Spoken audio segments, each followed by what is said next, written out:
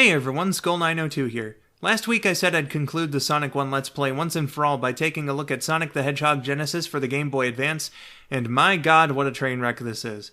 The franchise's 15th anniversary was rife with disappointment, and this game was a fairly big part of why. But there's also an interesting story related to it, which I'll be telling later on. I mean, that's what I'm naming the video after, so it'd be kinda stupid not to. But why exactly is it a piss-poor hack job embarrassment to Sonic 1's legacy? Let's take a look. Firstly, some backstory. Sega was pretty notorious for its bad data management pertaining to its games up until the Dreamcast era. It's already bad enough that there's some notable examples of pre-release builds of their games getting straight up stolen and dumped online, but they also lost a lot of final release games as well, the 16-bit version of Sonic 1 being among them.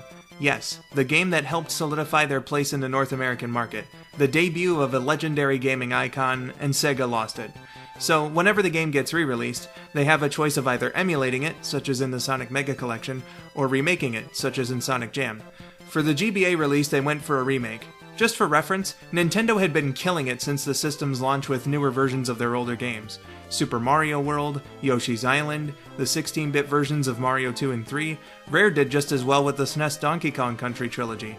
There was very clearly a precedent set for this kind of thing, so there's no way Sega could have bungled this one, right? Let's start off with the positives. Yes, there actually are some. The option of playing original and anniversary mode, which gives you the spin dash, is nice to have, especially with the added save feature, which works with both modes no matter which one you beat the game with. There are problems with the visual presentation that I'll get into later, but the sprites are all faithfully brought over from the first game. All except the vertical springs, which are upside down for some reason, but that's really just a nitpick. The level design remains the same as the original version, and I didn't really have a problem with it there, so that's good. And yeah, those are the positives. Moving on. When you start the game up, you're greeted with this.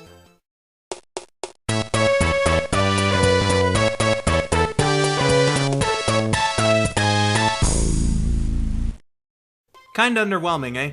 Now personally, I don't hate this version of the soundtrack like many other people seem to, but compared to the original it really doesn't stack up and the GBA's poor soundboard isn't exactly helping things. Speaking of sound, you'll notice a fair bit of them are missing and instead replaced with the enemy defeat noise.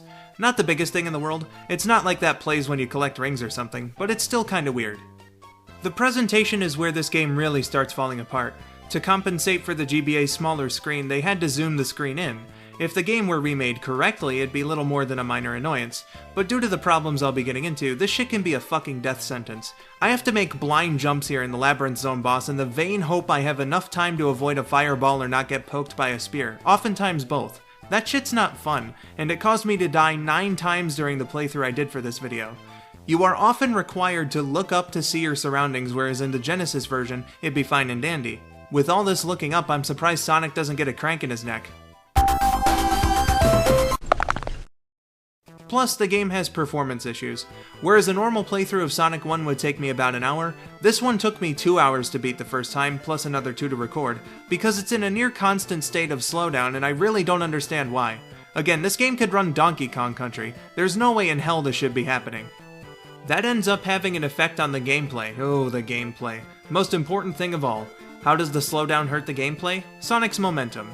Unless it's in those rare moments the game runs at a somewhat normal speed, the slowdown means Sonic's gonna carry all that force he's been moving with for far longer than you intended. You're constantly gonna have to jump or press the opposite direction on the D-pad to try and right yourself, and it doesn't always work. Stage hazards have had their speed or synchronization completely fucked with, which is one of the problems with the Labyrinth Zone boss I mentioned earlier. Here's another good example. Beginning players are gonna have a hell of a time with this block in Marble Zone Act 2, and the flame shooters can just go fuck themselves. This shit, combined with the blind jumps caused by the screen crunch, actually make Marble the most difficult zone in the game. I'm dead serious. Collision detection is also an issue, especially if you're not careful. While it might make it fun to jump on Robotnik in a way far from what was intended, it can also completely fuck you up in the special stages due to the reverse blocks or the diamonds which surround the Chaos Emeralds, or just crush Sonic for no reason. You know, thinking about it, I don't know if life's actually worth living or protecting. I think I'll just go die now.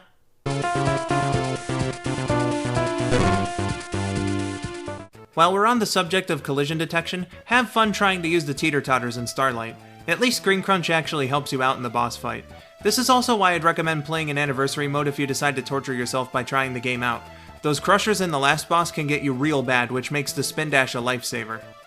With all this combined, it makes for a pretty horrendous experience. There is far better out there in terms of Sonic 1 on handheld consoles.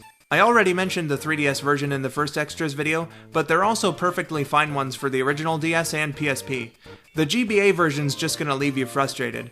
Unless you're a masochist who likes the idea of playing Sonic 1 with screen crunch and broken physics, then this game's for you. And I'm also hiring if you want someone to kick you in the balls every now and then. But there's something of a silver lining because we were given a glimpse of what could have been. I heard before that Simon Jeffrey, who was president of Sega of America at the time, made a claim in an interview that doing a faithful version of Sonic 1 for the Game Boy Advance was impossible, though I can't find the interview anywhere, so jury's out on if it actually exists. In response to this interview and/or the game's existence itself, a man named Simon Tomley, better known as Stealth, a ROM hacker who made his name with the hack allowing Knuckles to be playable in Sonic 1, showing he had experience with this type of thing, decided to make a proof of concept to show that a good GBA version of the game was possible, and the results are really interesting, even if it's just a demo of Green Hill Zone and the first two special stages. There's still screen crunch, but it feels and runs like the original otherwise. That's not all. Much like the official game, Stealth added the spin dash. However, he also added Tails and Knuckles as playable characters. You can play as Tails by pressing A and start on the title screen, for Knuckles it's B and start.